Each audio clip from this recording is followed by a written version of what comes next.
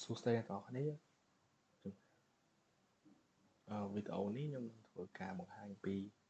របៀប install Ubuntu server នៅក្នុង VisualBox អញ្ចឹងជាដំបូងខ្ញុំត្រូវមានកម្មវិធី VisualBox សិនអញ្ចឹងកម្មវិធី VisualBox ហ្នឹងខ្ញុំបាន download ហើយហើយមួយទៀតខ្ញុំត្រូវមាន ISO file របស់ Ubuntu អញ្ចឹងដោយសារកម្មវិធីពីរហ្នឹងខ្ញុំបានធ្វើការ install រួចរាល់អញ្ចឹងចូលទៅកាន់ VisualBox ហ្មងទៅយើងคลิกចុច new យើងដាក់ VM name របស់យើង Ubuntu server 2 ហើយកន្លែងនេះគឺជាទីតាំងដែលយើងត្រូវ store វាអញ្ចឹងខ្ញុំដាក់នៅ ID ធ្វើការបង្កើត folder មួយ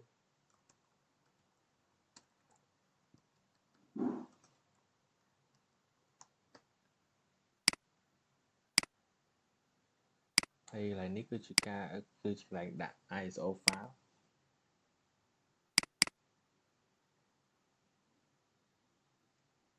ទៅពេលធ្វើនឹងហើយយើងចូលទៅដល់កន្លែងទី2មួយទៀតគឺសូមដាក់ឈ្មោះ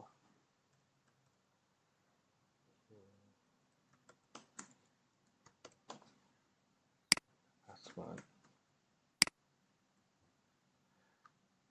ពេលកន្លែងនេះគឺវាអត់ឲ្យយើងទៅសេដក clear ទេអញ្ចឹងដកចេញមក Ubuntu server 2ព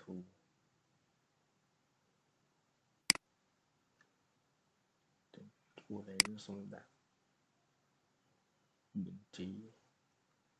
CPU ដាក់2នេះខ្ញុំសូមបញ្ជីរបស់យើងធំ30បាន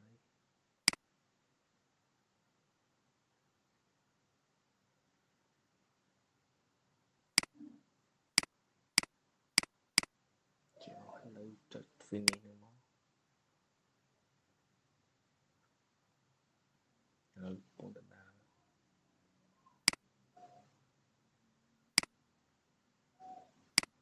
ហើយយើងចុច cancel ហើយចង់និយាយថាវាម៉ៅមួយយើងចូលអត់ឃើញចឹង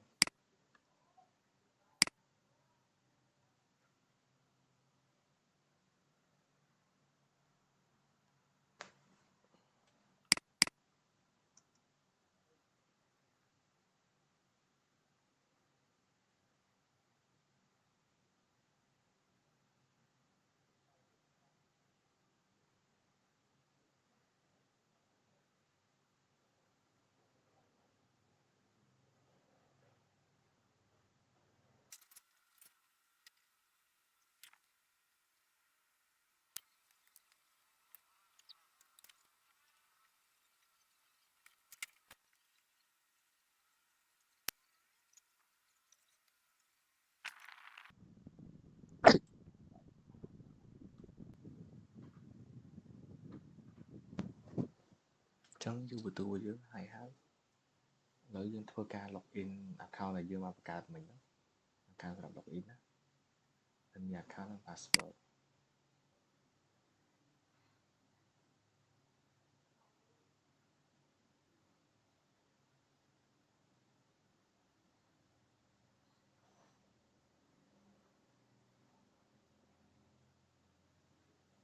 មាន account ឈ្មោះហៀងសូមវ៉ាន់ថា password អូខេឥឡូវវាដាក់ហើយយើងសូមធ្វើបញ្ជាក់ថាចូលជា user យើងមែនអត់អញ្ចឹងដាក់ who am I មកយើងស្គាល់ថាត្រូវ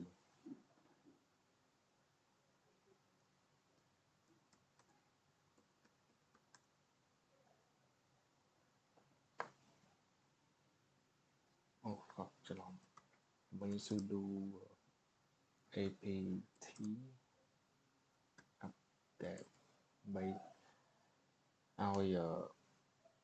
server ហ្នឹងវាមានត្រូវការ update ទៀតអត់ថាអត់ទេហើយ password យើងសិនគឺត្រូវការ update អូខេ trongពេល sudo នឹងហើយ sudo apt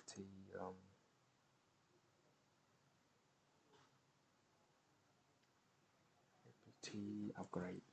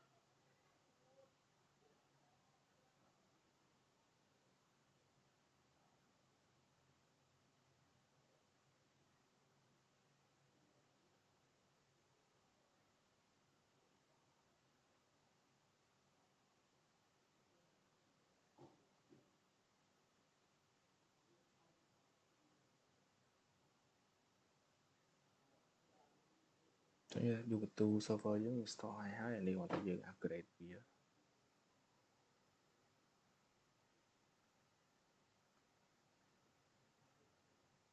សូមអរគុណ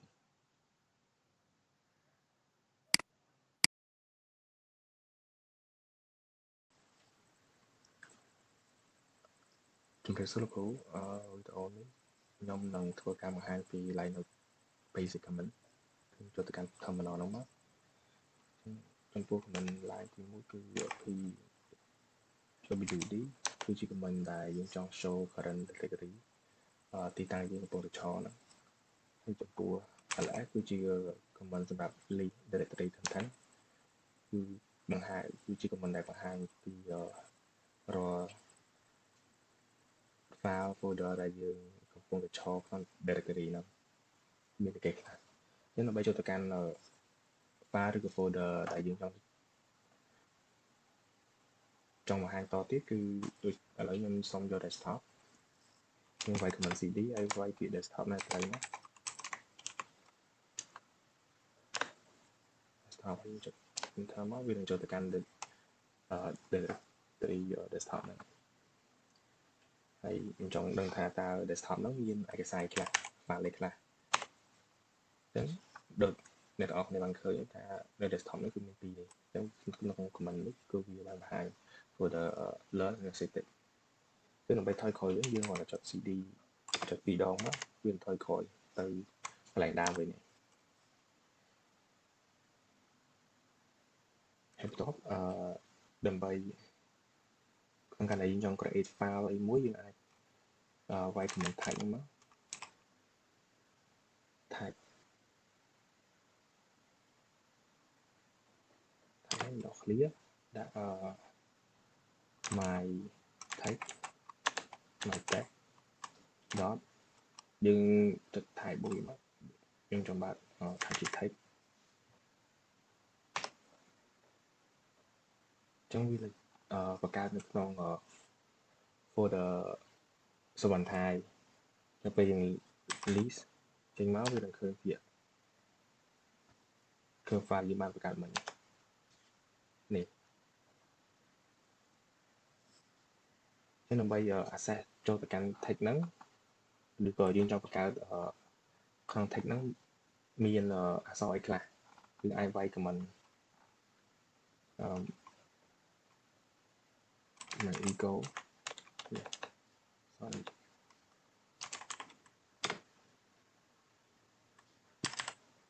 echo hello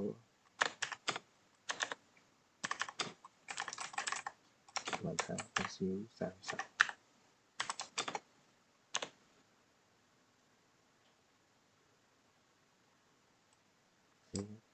ញ៉ាំព្រួយធំមកចង់ទៅកាន់អីគេនៅ file យើងបានបង្កើតមក my text dot txt ចឹងក្នុង file ដែលយើង my text dot txt ហ្នឹងវាកំពុងវាបានមានពាក្យ hello សវណ្ណថា SU30 ក្នុងហ្នឹងឯងចឹងដើម្បីធ្វើការ access ក្នុងfile មើលតើក្នុងហ្នឹងមានបង្ហាញសរសេរនៅក្នុង file ហ្នឹងមែនអត់ចឹងខ្ញុំវាយ command cat មក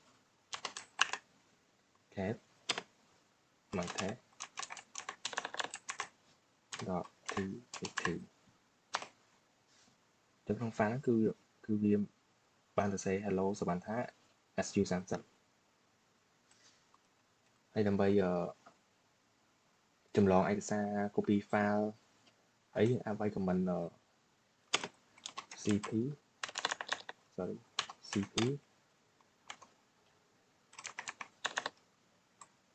.txt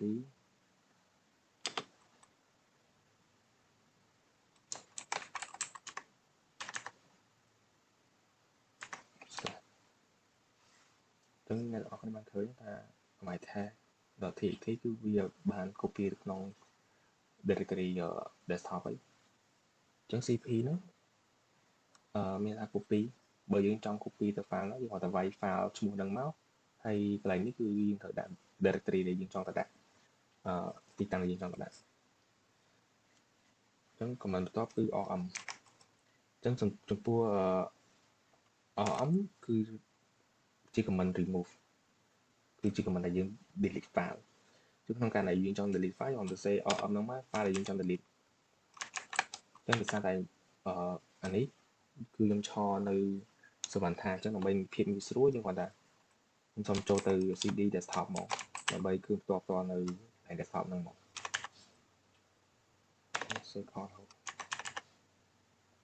cd desktop ដើម្បី remove delete file ចោលយើងគាត់ថា rm ហើយវាយ file ណែហ្នឹងមក txt ចឹងវានឹងធ្វើការ remove delete ចោលចឹង file ហ្នឹងគឺបាន delete ចោលហើយ command បន្ទាប់គឺ command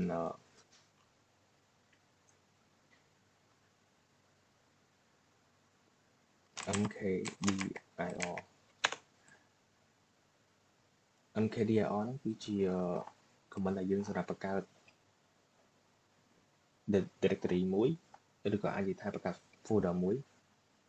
អញ្ចឹងក្នុងករណីយើងចង់បង្កើតយើងត្រូវវាយ mkdir នឹងមកឲ្យឈ្មោះ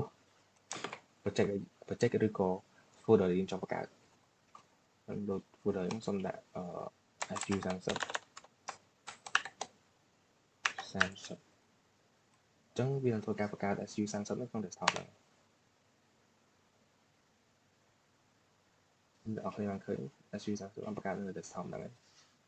យចំពោះបន្ទាប់គឺ remove folder ចំពោះបើសិនយើងក្នុងករណីយើងចង់ remove folder យើងគ្រាន់តែវាយពាក្យ rm remove ដដែលហ្នឹងប៉ុន្តែយើងថែមពាក្យ dir អញ្ចឹងវានឹង remove folder នៅក្នុង desktop ហ្នឹងអញ្ចឹងយើងវាយពាក្យ SU30 ដែលយើងបានបង្កើតមិញហ្នឹងមកវានឹង delete folder ចោលហើយអញ្ចឹង folder ហ្នឹងបានបាត់ហើយចំពោះ command បន្ទាប់គឺ command ដែលយើង delete directory ពី content ក្នុងនោះគឺបាត់ទាំងអស់មកយើងលុបឯកសារទាំងមូលដែលមាននៅក្នុង file ទាំងមូលដែលមាននៅក្នុង directory ហ្នឹងអញ្ចឹងដើម្បី remove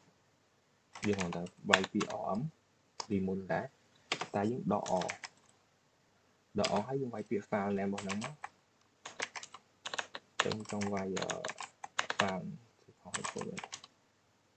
learn folder learn ហ្នឹងអញ្ចឹងវានឹងធ្វើការ delete permanent មកវា delete អស់អត់ត្រូវការយើងត្រូវ remove ម្ដងទៀតទេយើងចុចមកវានឹង delete ហើយអញ្ចឹង raw file data ដែលនៅក្នុងហ្នឹងគឺវាបាត់ទាំងអស់អញ្ចឹង command បន្ទាប់គឺ command មួយទៀតគឺ who am I who am I ហ្នឹងគឺជា command ដែលយើងចង់ដឹងថាតើ user ដែលយើងកំពុងឆងជាមួយគេអញ្ចឹង user ហ្នឹងគឺឈ្មោះសវណ្ណថាចំពោះ command បន្ទាប់ទៀតគឺ host name ចំពោះ command host name គឺចង់បង្ហាញឈ្មោះ system ដែលយើងបើកហ្នឹងកុំព្យូទ័រដែលយើងបើកហ្នឹងឈ្មោះគេអញ្ចឹងវានឹងប្រាប់ថា system របស់យើងគឺឈ្មោះ hot os ហើយ ដើម្បីចង់ដឹងថាទំហំ usage របស់យើងទំហំ disk របស់យើងគឺប៉ុន្មានយើងគាត់តែវាយពាក្យ ds មកហើយដក x វានឹងបង្ហាញទិន្នន័យ system disk របស់យើងបានហើយចំពោះចង់បង្ហាញ memory វាកំពុងតែ process ហ្នឹងគឺយើងគាត់តែវាយពាក្យ free ដក x ហ្នឹងមកវានឹងចេញទិន្នន័យហ្នឹងមកចឹងដើម្បីចង់ដឹងថាតើការ processing running process ហ្នឹងគឺវាធ្លាក់ដល់ណាដំណើរការដល់ណាហើយយើងអាចនឹងវាមើល CPU ចឹងយើងអាចវាយពាក្យ top ហ្នឹងមកវានឹងបង្ហាញទិន្នន័យដល់យើងមើលតែបែរហ្នឹងដើម្បីបញ្ចប់វាយើងគាត់ control C មកវាបញ្ចប់ហើយចឹងចំពោះ command បន្ទាប់គឺភាសាតែលោកគ្រូវារៀនច្រើនដែរខ្ញុំសូមបង្ហាញតែប្រហែលទៀតទេ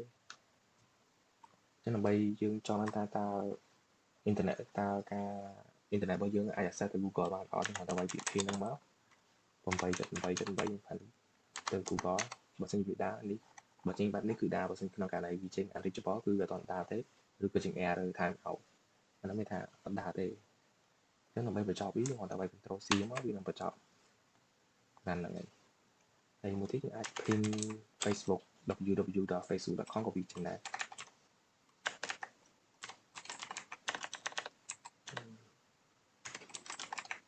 Oh my god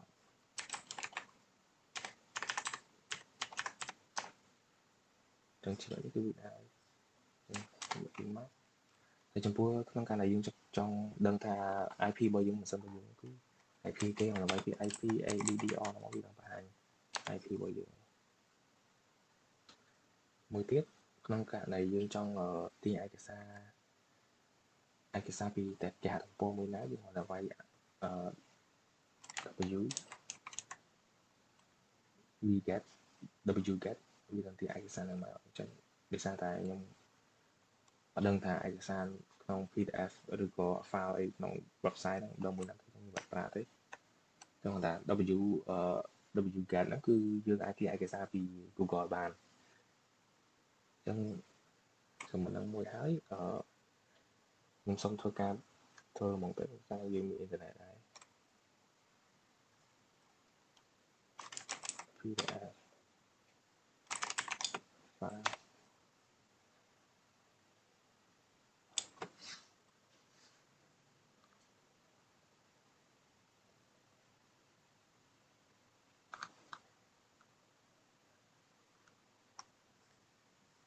ឥឡូវខ្ញុំសូមសាកយកអានេះមកទៅ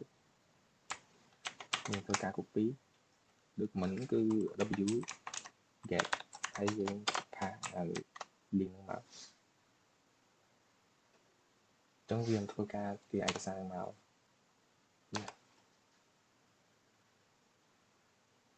អូនេះស្គីនេះសេខុស w get គឺផាមក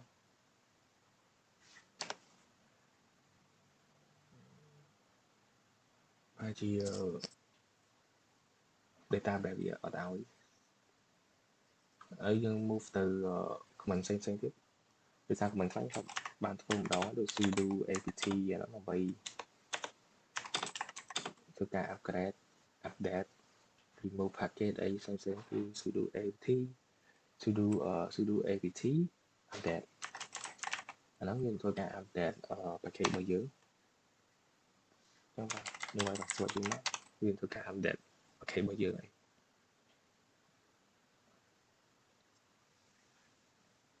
ហើយបើសិនជាក្នុងករណីយើងចង់បាន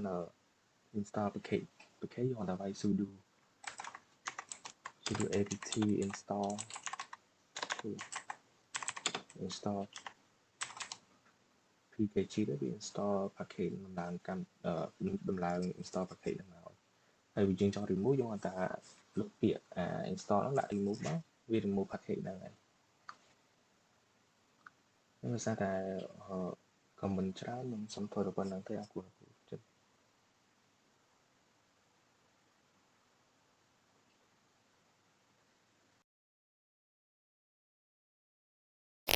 ជំរាបសួរលោកគ្រូវីដេអូនេះខ្ញុំធ្វើការបង្ហាញពី ការ install configure SX server នៅក្នុង Power OS system អញ្ចឹងជាដំបូងយើងធ្វើការបើក terminal ហ្នឹងមកហើយយើងវាយពាក្យ sudo apt update ដើម្បីធ្វើការ update package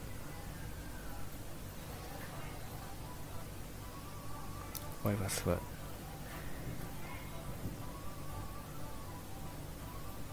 តើមកយើងធ្វើការinstall SX server ចឹងដើម្បី install យើងនឹងវាយពាក្យ sudo apt install.y open sx.server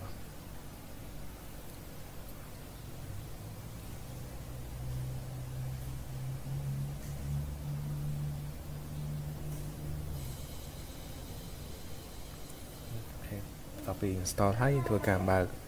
enable service របស់ SX ចឹងដើម្បីធ្វើការ enable service SX យើងវាយ sudo systemctl enable និង .now SX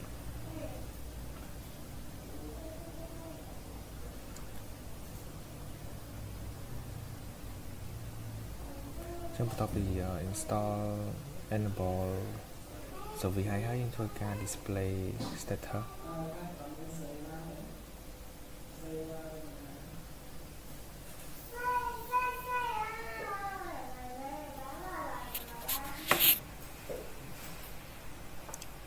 ដោយសារតែខ្ញុំសរសេរខុសភ្លេចអញ្ចឹងយើងធ្វើឲ្យសម័យ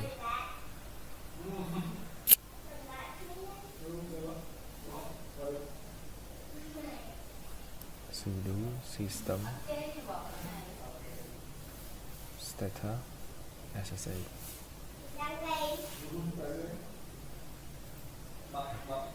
ចឹងដើម្បីផ្ដាច់វាគឺយើងមកចុច Control C ទៅផ្ដាច់វា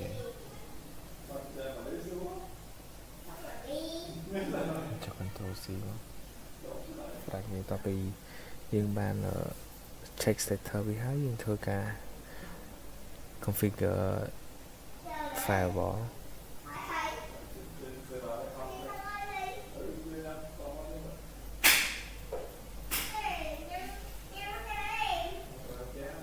អូខេបន្ទាប់ពីយើង allow connection với SA port ហើយយើងស្គាល់ IP របស់យើងគឺ 10.0.2.15 តើយើងស្គាល់ IP ហ្នឹងហើយយើងធ្វើការ pin វា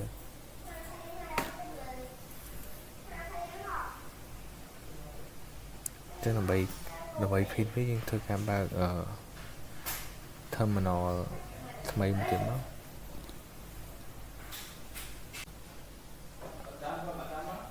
ឥឡូវយើងចូលទៅ new window យើងធ្វើការ pin IP របស់យើង 10.0.2.15 ចឹងវាសិនជាជាងបាត់នេះគឺថាវាស្គាល់ហើយចឹងដើម្បីផ្ដាច់វាគឺ Control C ផ្ដាច់ហើយតទៅពីបានស្គាល់នេះហើយយើងធ្វើការ install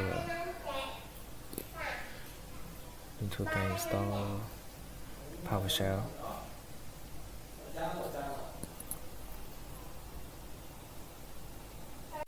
អូខេអញ្ចឹងដើម្បីធ្វើការ install PowerShell បានយើងធ្វើការ install snap សិនយើងត្រូវប្រកាសថា snap គឺបាន install ហើយដើម្បីយើងអាច install PowerShell បានអញ្ចឹងកន្លែងនេះចុច yes ហ្នឹងមកវាយ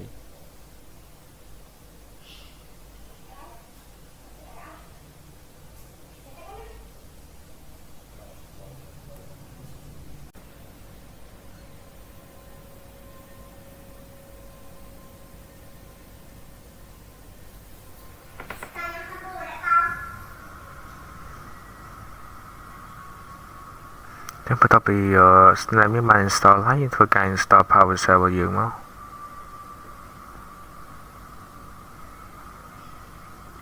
ដើម្បីធ្វើការ install PowerShell យើងវាយ sudo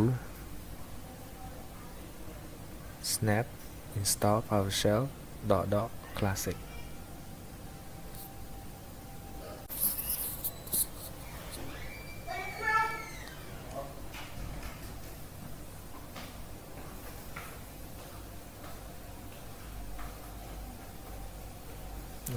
อันนี้จะใช้យើងវាយ PowerShell ខុសយើងវាយសាមី sudo snap install PowerShell មកខ្ញុំសេ SHA ក៏ទៅ SHELL dot classic យើងការ install PowerShell នេះយើងយូរតិចហើយ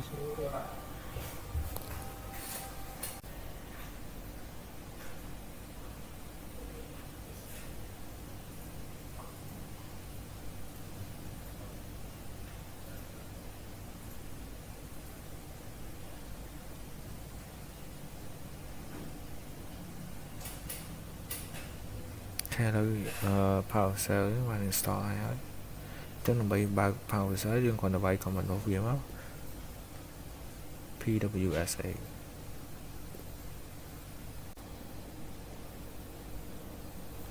តទៅពីយើងបានបើក PowerShell ហើយយើងវាយ SSA នោះដោយសារតែ font layout ខ្ញុំខុសខ្ញុំសូមធ្វើការចូលទៅដូរ font ដូរ Unicode របស់វាសិនយើងយក English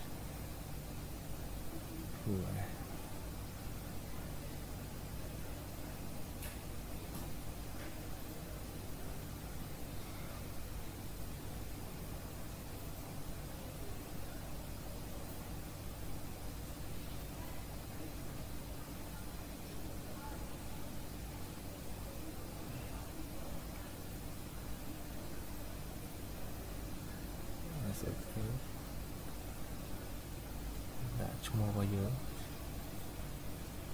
ឈ្មោះ server របស់យើងហ្នឹងហើយ add មកហើយវាយ IP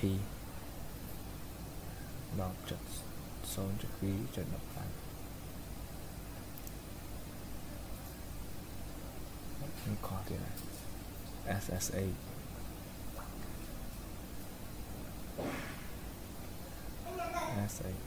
SSA 10.2.0.2.5 ឥឡូវយើងចុច yes មក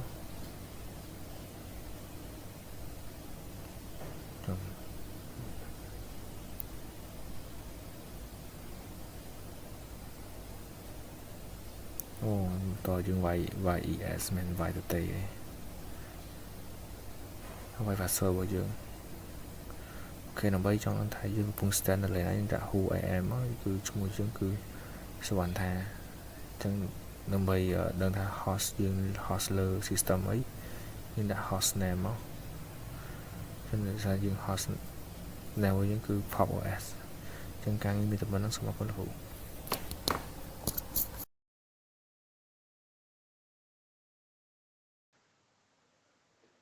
ជំរាបសួរលោកគ្រូវីដេអូនេះខ្ញុំនឹងធ្វើការបង្ហាញពី command ដើម្បី list software hardware list hardware ចឹងដើម្បីធ្វើការ list ដើម្បីចង់ display detail information របស់ CPU យើងគ្រាន់តែវាយ list ls CPU មក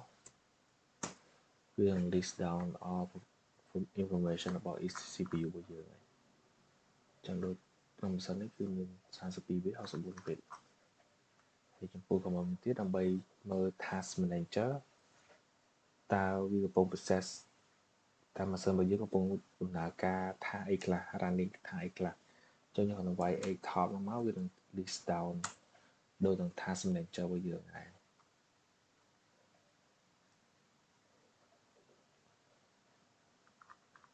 ចឹងដើម្បីផ្ដាច់វាយើងគាត់ចុច control C យើងផ្ដាច់ហើយហើយចំពោះ command មួយទៀតគឺ command free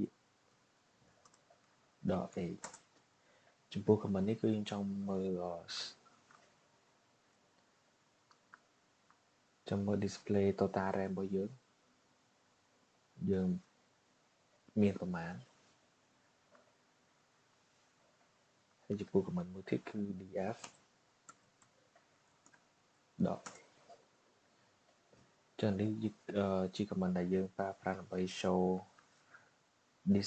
this participation តើយើងបានប្រើប្រាស់ប្រមាណមេឬក៏ G អីក្នុងម៉ាស៊ីនហ្នឹង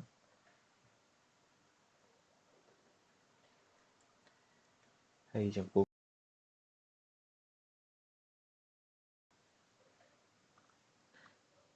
ចំបាយកំទីគឺ LSBLK ហ្នឹងគឺវាសម្រាប់ show view display drive participant mount point device name ក្នុងម៉ាស៊ីនរបស់យើងហ្នឹង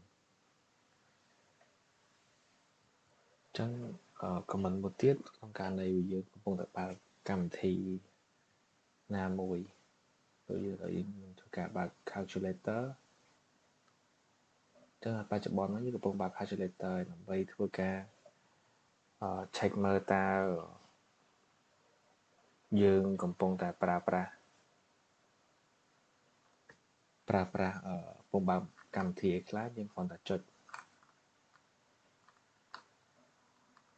PS aux ហ្នឹងមក PS OUX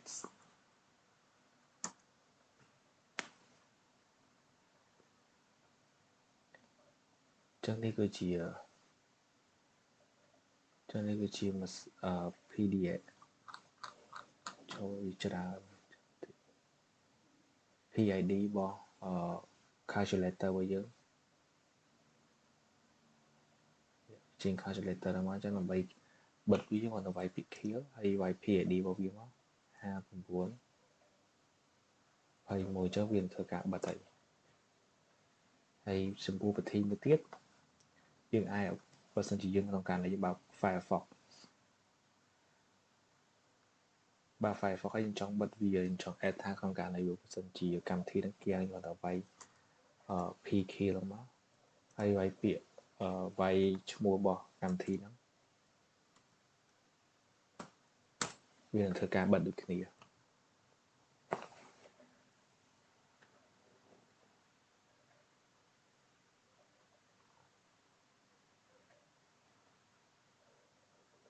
ចឹង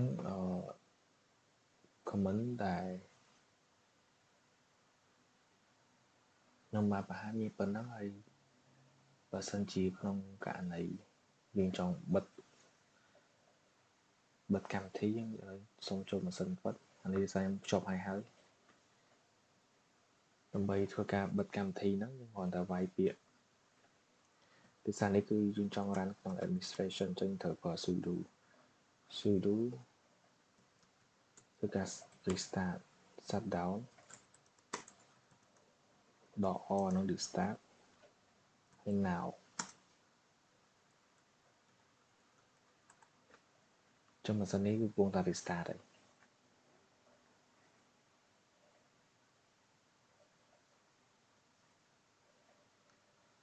នេះគឺសារខ្ញុំប្រើម៉ាស៊ីនពិត control ជាមួយ control លើ pop os ចឹងនៅពេលវាដាច់ចឹងទៅការទៅវាយចូលSA ស្មានថា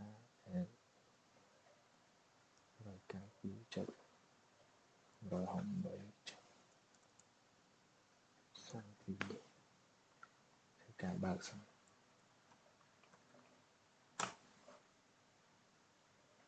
ហើយចំពោះកំណត់មួយទៀតបើសិនក្នុងករណីយើងចង់បិទវាហ្មង shutdown ហ្មងប្រចាំ restart អីទេយើងគ្រាន់តែអត់ដាក់យើងដក O ចេញមកទៅហើយចុចណាទៅវានឹង shutdown ហើយអញ្ចឹងដំបូងសុំ connection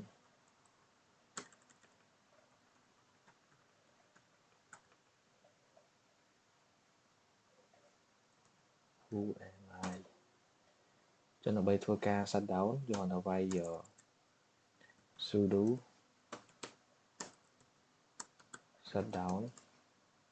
now អញ្ចឹងម៉ាស៊ីន pop os ហ្នឹងវានឹងធ្វើការបិទហើយ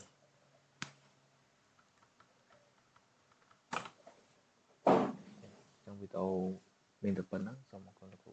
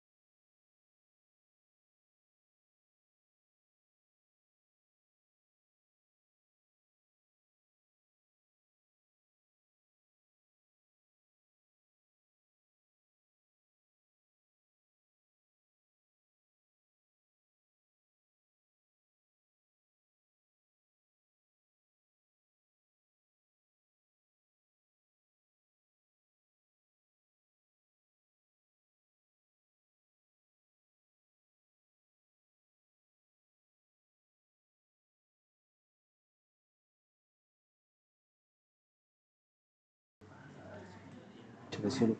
ini program nanti penyebab ada pono kapal user chúng tôi muốn thử thay cho người con user nào chúng vay tiền user who am I nó là bạn phải đăng tha được để directory để cho người này anh vay tiền UWD để thức làm vay program account user tức là vay tiền sudo user add $on $s slash slash bash ហើយឈ្មោះ user នេះខ្ញុំបង្កើត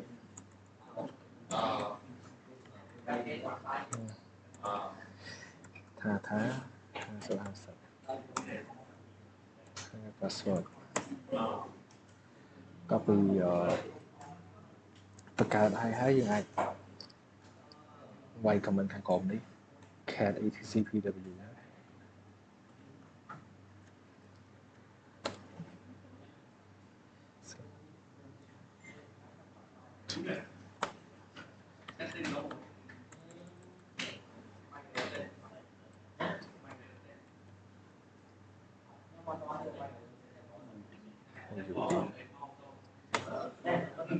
ចឹងនេះជា user ដែលយើងបានបង្កើតថា50តែមួយធ្វើការដាក់ password sudo ps wd ហើយវាយពាក្យ user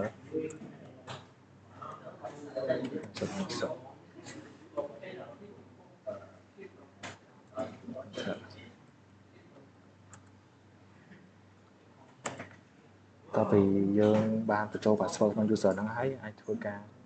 ស៊ូវាមក username របស់យើង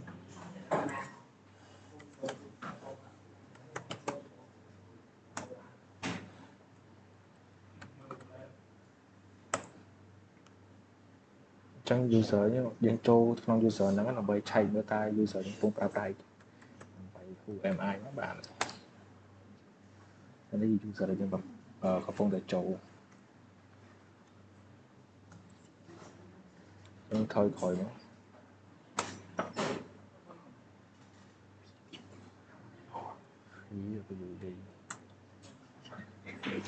đâyយើងកំពុងតែឆននៅ directory នេះតមកធ្វើការបង្កើត file មួយក្នុង user នេះ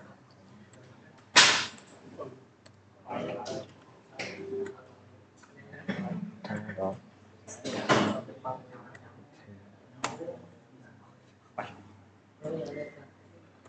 ឆែកមកអ្វី LL ចឹងវាជា file ដែលយើងបង្កើតក្នុង user ហ្នឹង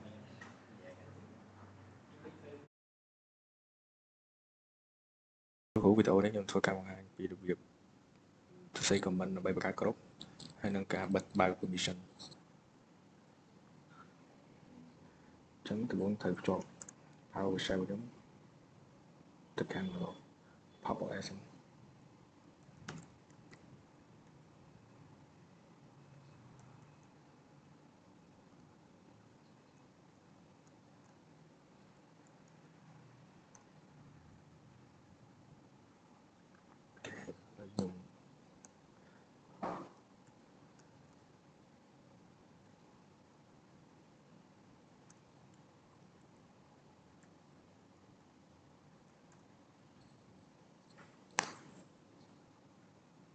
ដំបូងធ្វើការបង្កើតក្រុម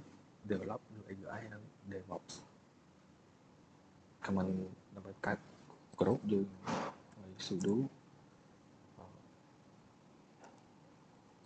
group add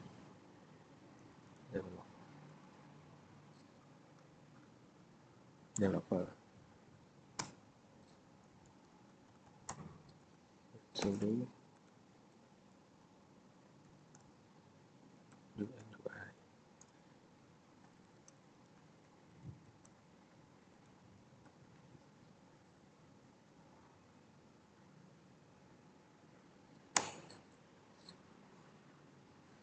ចឹងទៅមើល check មើលថាក្រុមនឹងបង្កើតហើយយើងវាយ cat /etc ក្រុមចឹងនេះគឺជាក្រុមដែលខ្ញុំបង្កើត developer UI និង DevOps ចឹងតមកធ្វើការ delete developer និងក្រុម developer ដើម្បីលុបយើងវាយ sudo ក្រុម dev ហើយឈ្មោះក្រុមដែលយើងចង់លុបគេឥឡូវក្រុម developer បានលុបហើយហើយចូលទៅ check មើលទៅ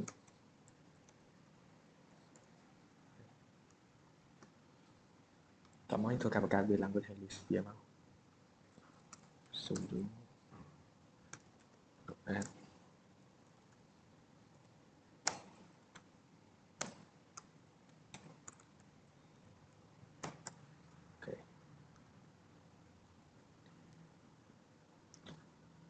បន្ទាប់ពីយើងបានបង្កើតក្រុមហើយ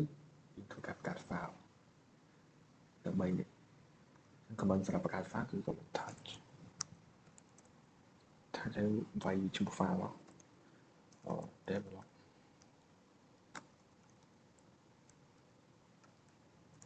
ទី UX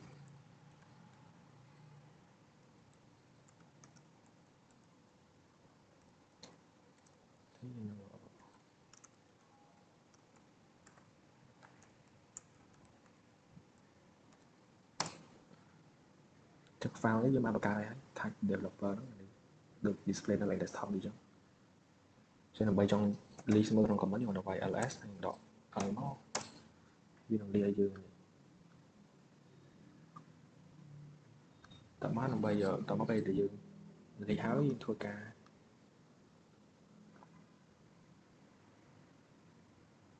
change file permission change file permission to per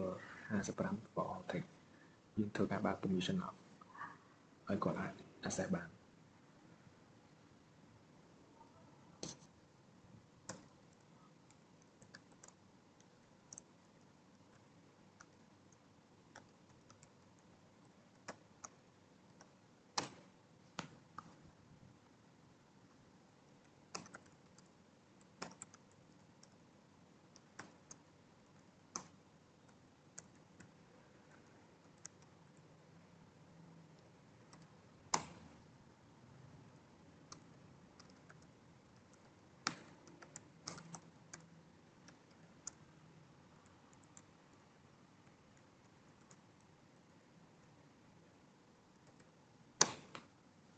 ឥឡូវយើងបានប្រើសិតឲ្យពួក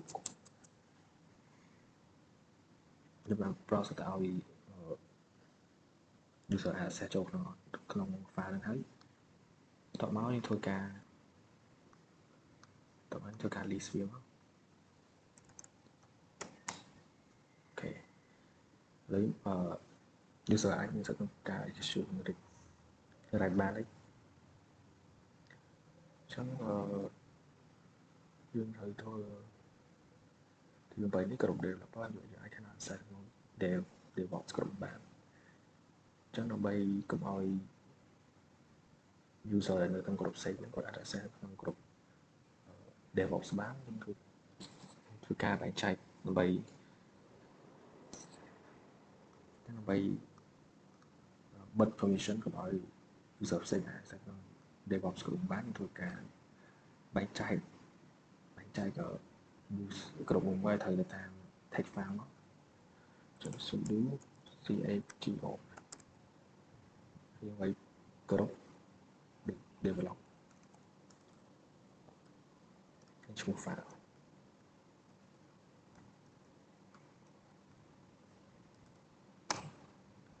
sudo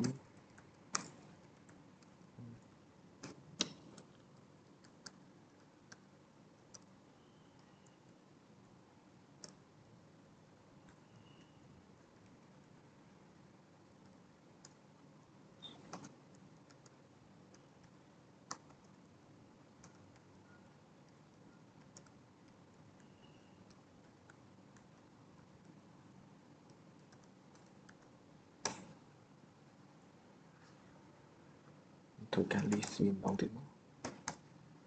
អញ្ចឹង file មួយគឺវាចូលទៅកាន់ក្រុមរបស់វាមួយតទៅពីបាន set វាទៅតាមក្រុមមួយហើយយើងធ្វើការបិទ permission sudo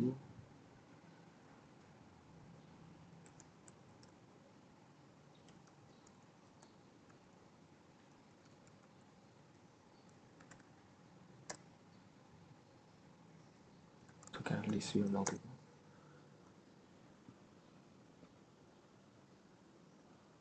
អញ្ចឹងយើងបានធ្វើការបិទ permission ហើយក្នុង user ផ្សេងចូលក្នុងក្រុមហ្នឹងគឺគាត់អាច access ឬក៏ read write បានទេ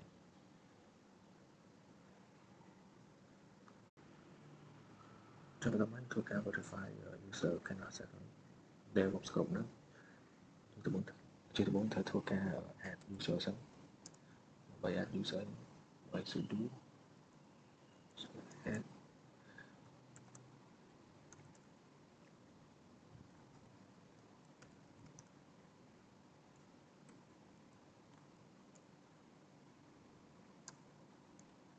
user មួយទៀតគឺ user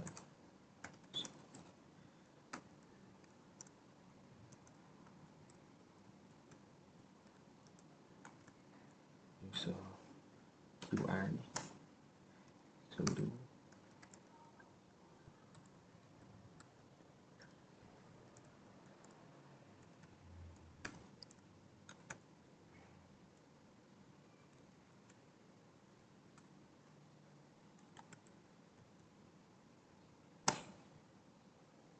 user ទាំងអស់នេះគឺបានការនេះហើយធ្វើការ add password មួយមក sudo pass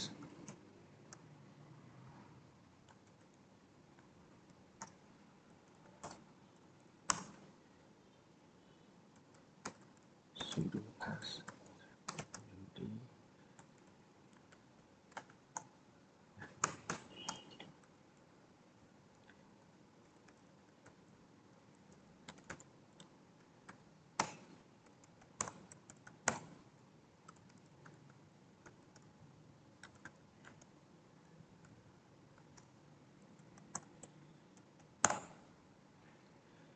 ពីដាក់ password កា user ហើយយើងធ្វើការ list វាមក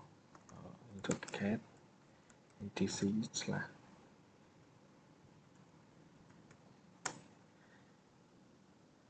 ចឹងនេះ user ដែលខ្ញុំបានបង្កើតមុនហ្នឹង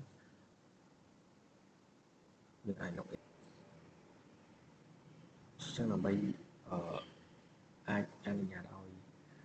តែនឹងថា user ដែលស្ថិតនៅក្នុងក្រុមហ្នឹងគាត់អាច access បានយើងធ្វើការ add user មួយចូលតាមក្រុមមក command ដើម្បី add គឺ sudo user mode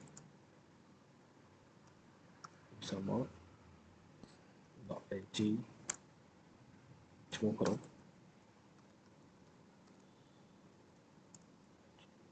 ឈ្មោះ user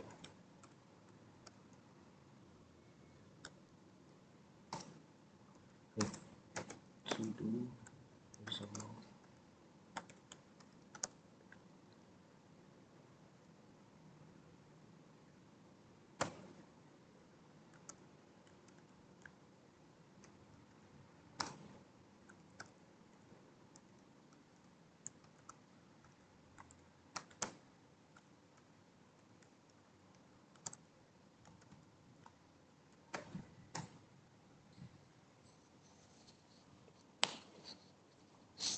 តទៅយើងបាន add user មួយចូលតាមក្រុមហើយយើងធ្វើការ su វាមកចូលតាម user មួយ su user dev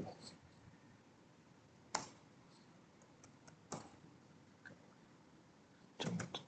ធ្វើការ list វាមកឥឡូវយើងសាកធ្វើយើងសាកចូលទៅកែ file ក្នុង user dev nano DevOps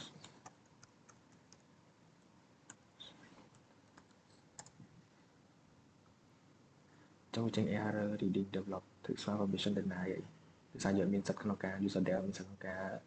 សរសេរឬកែ execute អីទេ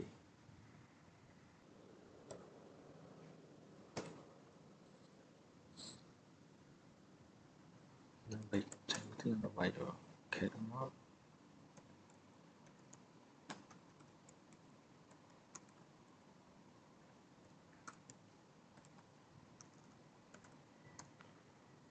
permission deny ចេញសាកចូលទៅកាន់ user មួយទៀត su user UI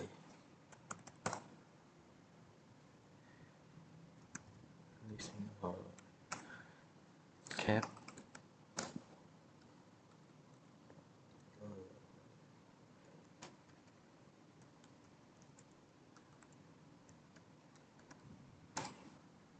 ចំ permission deny ដែរឥឡូវសាកចូលទៅកាន់ user DevOps